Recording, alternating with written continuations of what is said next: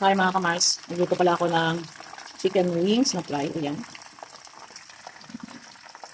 So ito yung kakainin. Kasi kumakain ako ng 10 a.m. or 11 a.m. Tapos, mga gabi naman mga kamars after.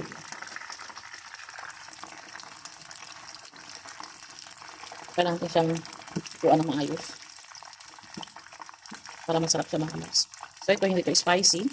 So ngayon, yung next na gagawin natin is spicy. So ito yung butter niya. So ito yung ating chicken wings.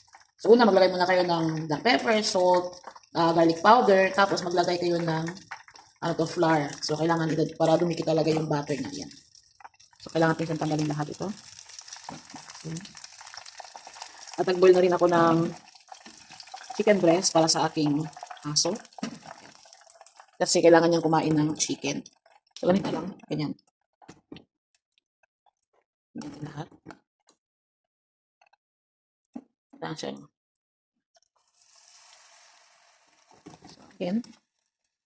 kasi meron akong sukang pinakurat na ginawa ko yung isang araw. So, masarap siya mga kamars. Sa mga part of chicken, ito talaga yung wings ang pinaka gusto ko talaga. So, favorite ko yan. Isa na lang.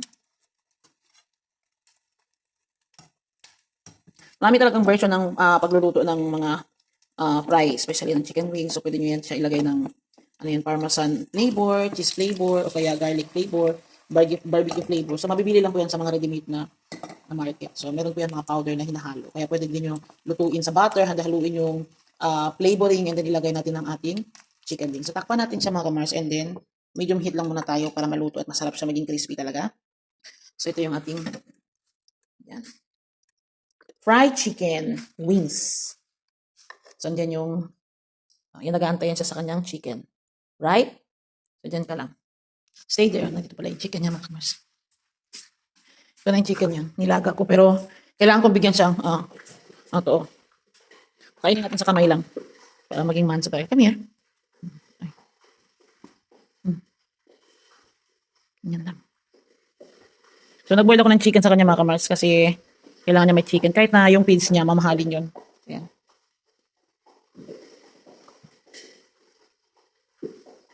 Kasi saan siya lumaki, hindi siya binibigyan ng chicken. So dito sa akin, hindi pwede. Kailangan siya may chicken.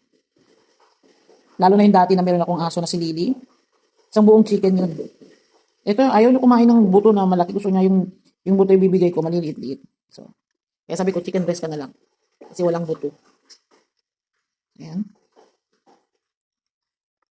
So, ganito yung bibigay natin ng lunch kay Wanda. Chicken lang. Huwag na siya mag-feeds. Mag-feeds siya paggabi na lang.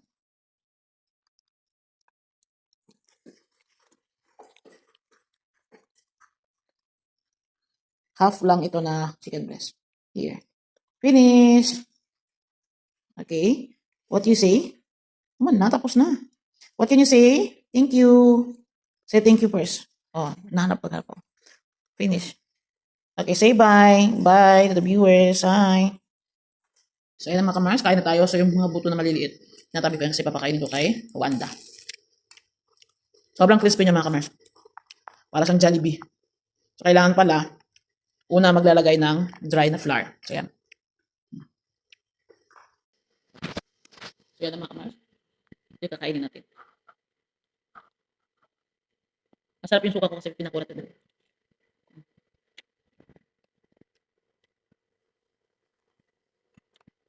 Huwag niyo siyang sanay. Bigyan ng food habang kumakain ka kasi gagawin niya yung habit. Pag tapos ka na, saka mo siya bigyan ng food. Kasi nasasanay siya. Masarap.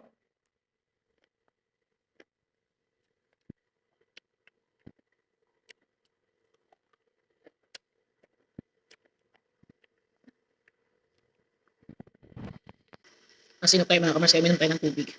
So ayan, 4 days to go na pala. Christmas na. Merry Christmas sa inyong lahat. Kami,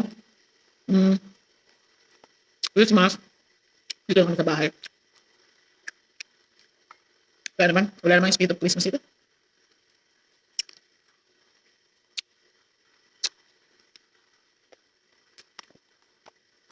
Sinong relate? Ng OFW katulad ko.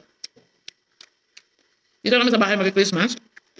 Pero, 25 morning, mag-off day kami. So may party-party kami. Exchange gift lang. Yung mga kaibigan ko. Sa mall lang kami. Tapos nakain kami sa seafood restaurant. Yan lang. Huwag yun sa bibigyan ng pagkain habang kumakain kayo. Kasi ang gagawin bisyo yan ni Wanda. Thank you mga kamar sa pag-follow sa akin. Sa pag-engagement especially. Sa pag-views. Comment and share sa aking mga video. Thank you so much talaga. Sana makapil din natin paano magkasahod sa ating pag-vlog. Ayan. Thank you so much. Kain na tayo. Okay?